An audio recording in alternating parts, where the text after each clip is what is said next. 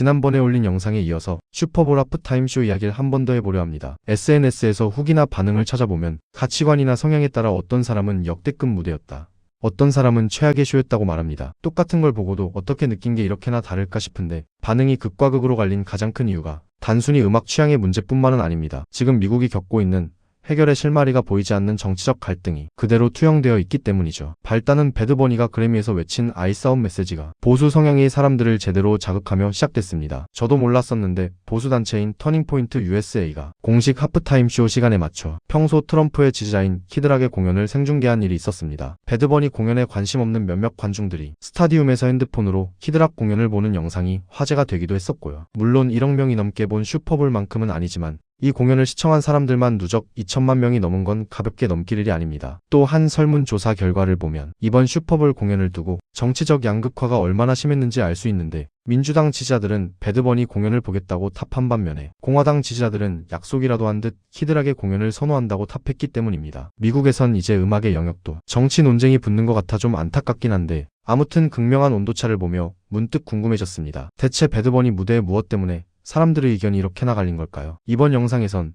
딱 한가운데 중립적인 관점에서 양측의 목소리를 똑같이 담아봤습니다. 열광하는 쪽은 무엇에 그토록 감동하고 또 비판하는 쪽은 무엇 때문에 분노하고 있는 걸까요? 우선 배드버니의 무대를 비판하는 쪽 의견을 살펴보면 가장 불만으로 언급된 게 바로 선정성 문제였습니다. 사실 슈퍼볼은 어린 손자부터 할아버지까지 모두가 함께 보는 미국의 가족 축제죠. 그런데 이번 무대가 이 가치를 완전히 깨버렸다는 겁니다. 실제로 SNS 반응을 보면 배드버니 노래 가사가 너무 거칠다는 말이 많습니다. 스페인어를 몰라서 번역기를 돌려봤더니 내용이 너무 저질이라 소름 돋았다는 거죠. 예를 들어 배드버니가 이번에 부른 노래 중 사파이라라는 노래가 있는데 애초에 제목 의미가 고삐 풀린 상태입니다. 가사의 90%가 성적인 은어와 노골적인 묘사로 가득 차 있어서 2020년 스포티파이가 이 노래를 잠시 차단한 적도 있을 정도였죠. 물론 슈퍼볼 무대에선 배드버니가 민감한 단원 자체 묵음을 했는데 테네시주의 앤디 오글스 하원 의원은 꽤나 공격적으로 이번 무대를 범죄 수준의 방송 사고라 규정했습니다. 특히 문제 삼은 곡이 모나코였는데 겉으로는 화려한 상류층의 삶을 찬양하는 듯한 가사지만 마약하는 걸 쿨하게 묘사하는 가사가 교묘하게 깔려있기 때문이죠. 안 그래도 중남미 마약 카르텔 문제로 극도로 예민한 상황인데 이런 노래를 슈퍼볼에서 불렀다는 게 말이 안 됐다는 겁니다. 현재 배드버니 비판론자들은 중개사인 MBC와 미국 연방통신위원회의 무책임을 비판하고 있습니다. 영어가 아니어도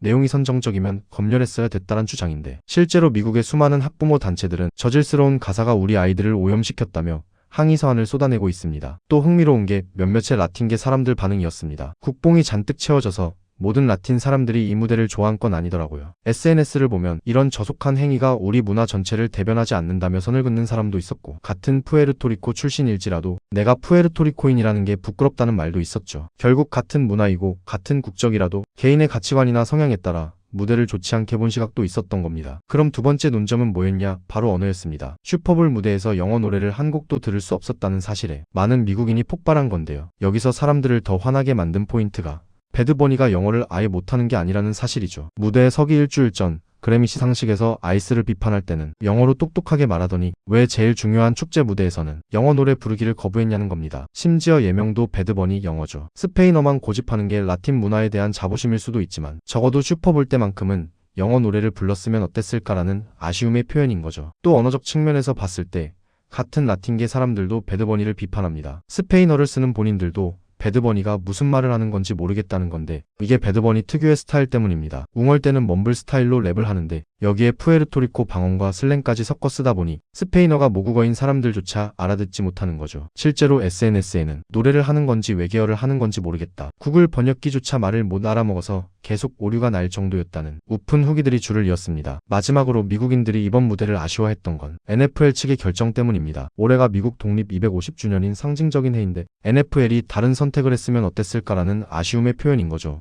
보수적 팬들 사이에서 가장 많이 이름이 오르내린 가수가 바로 전설적인 밴드 메탈리카입니다. 전통적인 미식 축구 팬들에게 하프타임 쇼는 거칠고 에너지 넘치는 락 음악의 전유물과도 같아서 과거 롤링스톤즈나 브루스 스프링스틴 같은 거장들이 무대를 재현하길 원했던 거죠. 게다가 이번엔 장소마저 완벽했습니다. 경기가 열린 산타클라라의 리바이스 스타디움은 샌프란시스코를 연고로 하는 미식 축구팀의 홈구장인데요. 메탈리카가 바로 이 인근에서 결성되어 40년 넘게 활동하고 거의 신으로 추앙받는 밴드이기 때문에 서사도 완벽했죠. 그런데 뜬금없이 라틴 팝과 레게톤이라니 NFL의 오랜 골수 팬들 입장에서는 분통이 터질 만한 일이었던 겁니다. 그래서였을까요? 공식 쇼에 실망한 사람들의 발길이 향한 곳은 따로 있었습니다. 바로 보수 단체 터닝포인트 USA가 준비한 키드락의 맞불 공연이었죠. 현지 반응은 뜨거웠습니다. 이게 바로 우리가 기다리던 하프타임 쇼다라는 극찬이 이어졌는데요. 2천만 명이라는 누적 시청자 수는 단순한 호기심이 아니라 배드버니가 보여준 정치적 메시지에 대한 미국인들의 거부권 행사였던 셈입니다. 자, 지금까지가 이번 무대를 부정적으로 바라본 목소리였다면 반대로 배드버니의 무대에 환호한 사람들의 입장은 무엇일까요? 먼저 이들이 가장 열광했던 포인트, 바로 언어의 장벽을 무너뜨렸다는 점입니다. 15분 내내 스페인어만 들렸지만 스페인어를 못해도 재밌었다는 반응이 터져나왔습니다. 실제로 한 댓글은 난 미국인도 아니고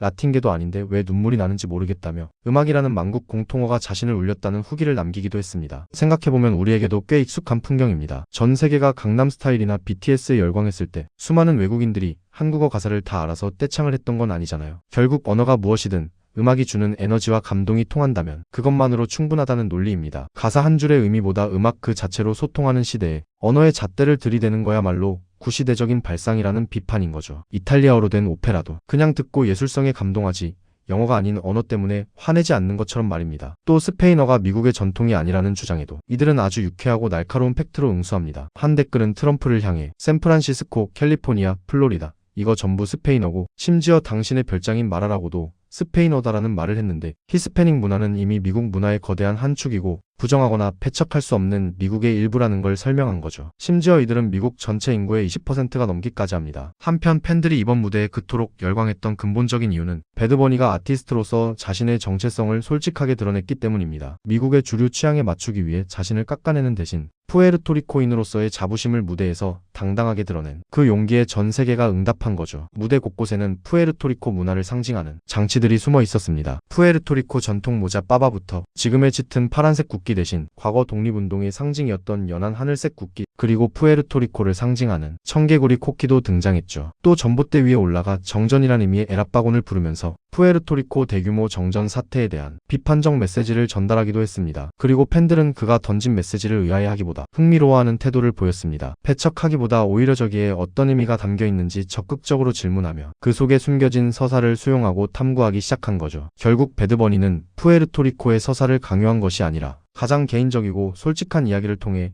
전 세계적 공감을 이끌어냈습니다. 언어와 국적은 달라도 가족과 고향이라는 보편적 가치를 노래에 담아 모두를 하나로 연결한 셈이라는 거죠. 이렇게 아티스트의 솔직함이란 맥락에서 선정적이란 비판에 있어서도 팬들의 생각은 전혀 다릅니다. 이들은 이 무대를 푸에르토리코의 활기 넘치는 문화를 생생하게 보여준 거라 주장합니다. 매년 슈퍼볼 경기장을 채우는 치어리더들의 노출과 퍼포먼스는 아이들에게 괜찮을까라고 되물으면서 익숙하지 않은 타 문화를 바라보는 주류 사회의 이중잣대 아니냐는 거죠. 수많은 사람이 배드버니 공연에 공감한 마지막 이유, 바로 공연 엔딩 부분에 울려 퍼졌던 단결과 사랑에 대한 메시지 때문입니다. 이 장면에서 라틴계 사람들의 반응이 유달리 뜨거웠는데요. 배드버니가 무대 마지막에 갓블레스 아메리카라고 외치며 캐나다부터 아르헨티나까지 아우르는 모든 아메리카 대륙 국가 이름을 하나하나 언급했을 때 전율을 느꼈다는 시청자들이 정말 많았습니다. 실제로 자신을 자메이카계라고 밝힌 사람은 미국 최고의 축제에서 자메이카 이름이 불리는 걸 보고 나도 모르게 눈물이 터졌다는 댓글을 남기기도 했고, 이 하프타임 쇼가 미국을 분열시키기보다 오히려 마가의 배타적인 민족주의에 맞서 전 세계를 하나로 뭉치게 만들었다는 말도 있었죠. 또 증오보다 강력한 유일한 건 사랑이다 라는 그의 메시지는 어쩌면 지금 극심한 갈등으로 분열된 미국 사회에 가장 결핍된 것이 무엇인지를 묻는 문구로 다가왔습니다. 상대의 언어를 배척하고 서로를 밀어내는 목소리가 커질수록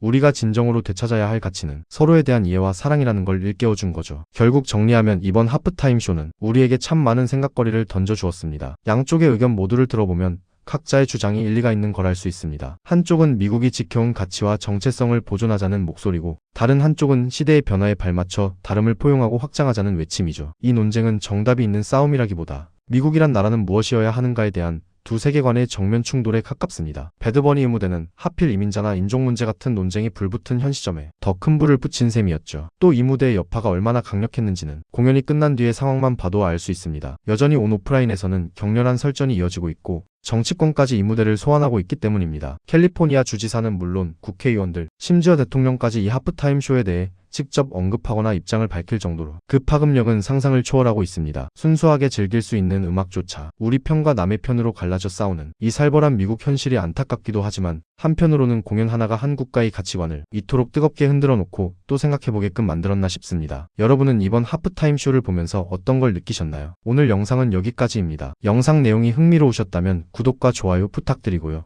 저는 다음에도 더 깊이 있는 콘텐츠로 찾아오겠습니다. 시청해주셔서 감사합니다.